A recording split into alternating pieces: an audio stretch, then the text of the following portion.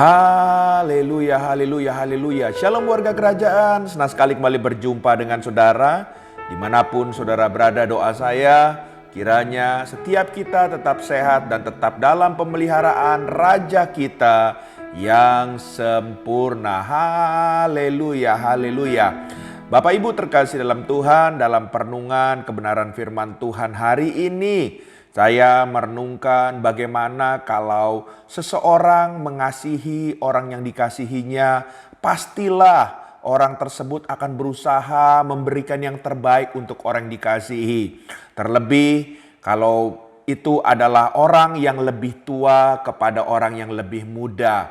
Makanya seringkali kita melihat kalau kita berjumpa dengan orang-orang tua dan dia melihat mengasihi anak-anak mudanya, dia akan memberikan nasihat, sebab nasihat itu adalah bukti daripada kasihnya, bukti daripada cintanya dari orang tua kepada anak-anaknya. Nah, saudara, demikian juga dengan kebenaran firman Tuhan. Saya percaya bahwa Tuhan kita adalah Bapa buat saudara dan saya.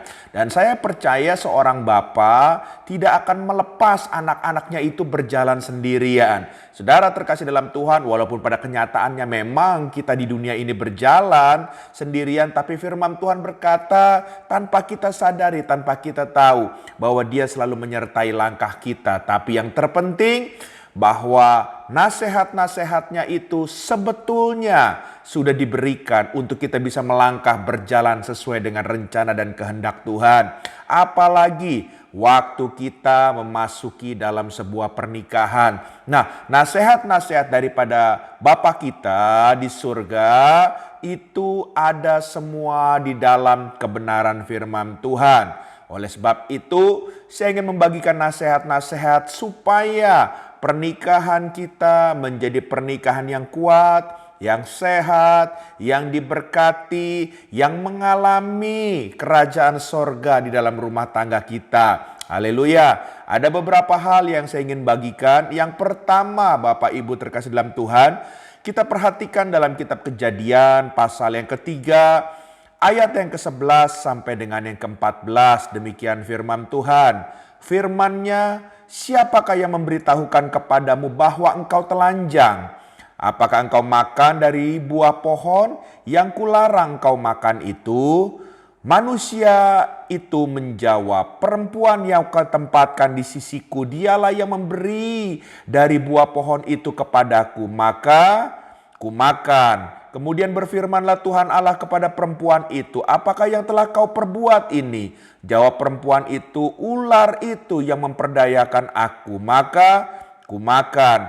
Lalu berfirmanlah Tuhan Allah kepada ular itu, karena engkau berbuat demikian, terkutuklah engkau di antara segala ternak dan di antara segala binatang hutan. Dengan perutmu lah engkau akan menjalar dan debu tanahlah akan kau makan seumur hidupmu. Haleluya, haleluya.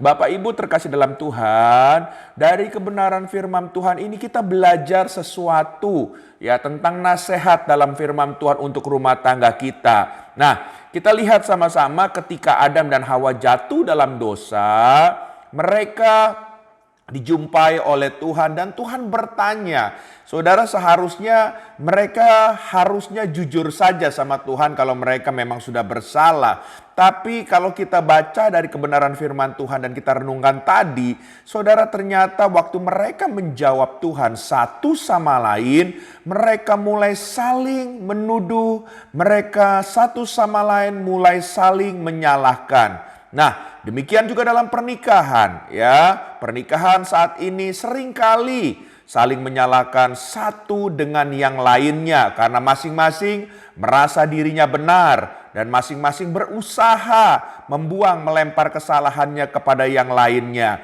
Nah, oleh sebab itu Bapak Ibu terkasih dalam Tuhan, marilah mulai sekarang berhentilah saling menyalahkan. Mulailah berbalik saling mendukung pasangan. Sebab saya percaya waktu saudara saling mendukung pasangan saudara, bahkan saudara saling memberikan pujian untuk pasangan saudara, maka rumah tangga saudara akan lebih diberkati di hadapan Tuhan. Haleluya. Jadi hal yang pertama, Bapak Ibu terkasih dalam Tuhan, hiasilah pernikahan saudara dengan pujian dan dukungan selalu. Haleluya. Hindari saling menyalahkan, puji Tuhan.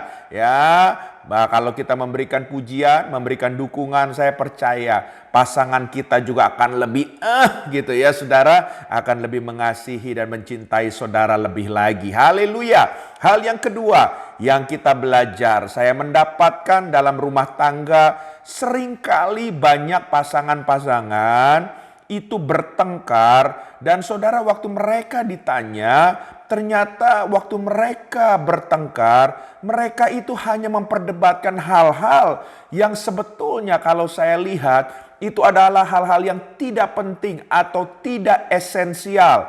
Dan mereka satu sama lain berusaha untuk mempertahankan kebenaran untuk sesuatu yang gak penting atau esensial tersebut. Akhirnya, ya saudara bisa tahu bahwa akhirnya pertengkaran hebat lebih terjadi lagi. Dan saudara kalau sudah seperti itu, saudara masing-masing ego keluar. Dan tidak lama lagi rumah tangga mereka bisa berantakan. Oleh sebab itu Bapak Ibu terkasih dalam Tuhan, sadarilah hal ini. Ya, kalaupun ada perbedaan, lihatlah perbedaan itu sesuatu yang esensi, sesuatu yang penting atau tidak. Kalau itu sesuatu yang tidak penting atau esensi, saudara belajarlah, hindari keributan, salinglah mengalah. Haleluya, komunikasikanlah dengan baik. Sebab saya percaya waktu kita bisa berespon tepat, saya percaya rumah tangga kita akan menjadi rumah tangga yang harmonis dan diberkati oleh Tuhan.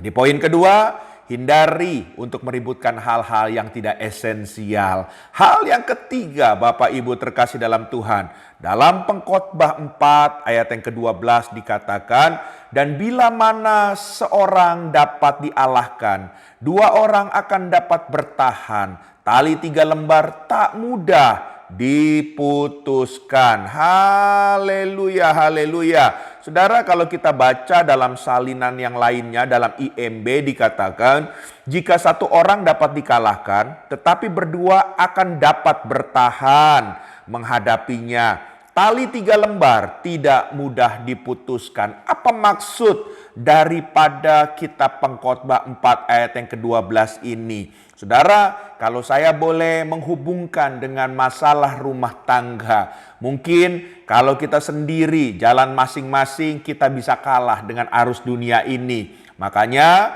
pasangan yang masing-masing ego pasti gak akan bertahan lama rumah tangganya. Tapi dikatakan waktu mereka berdua mereka akan mulai kuat. Tapi waktu dikatakan ternyata di balik yang dua ini, kalau ada 3, ya saudara terkasih dalam Tuhan, 3 lembar tali bersatu, ya akan semakin sulit, bukan hanya dihancurkan tapi diputuskan tali tersebut.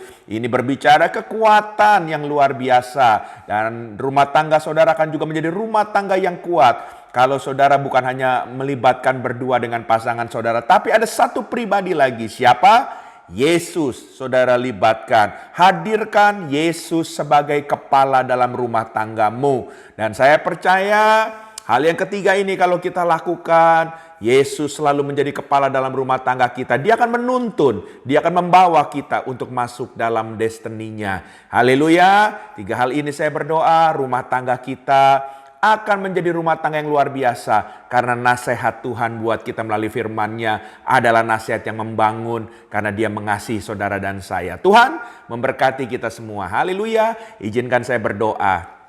Bapa di surga, hamba berdoa dalam nama Yesus untuk setiap kami para pendengar program ini. Hamba berdoa, kami bersyukur punya Bapa yang selalu menasehati kami, memperdulikan kami termasuk rumah tangga kami. Terima kasih untuk nasihat-Mu. Engkau tolong kami, baik suami maupun istri, untuk kami melangkah sesuai dengan nasihat-nasihat firman-Mu. Sehingga rumah tangga kami akan lebih berbahagia, akan lebih berkenan di hadapan-Mu. Dan tentunya Tuhan yang terus menjadi kepala dalam rumah tangga kami. Terpujilah nama-Mu Tuhan. Dalam nama Yesus kami berdoa. Haleluya. Amin.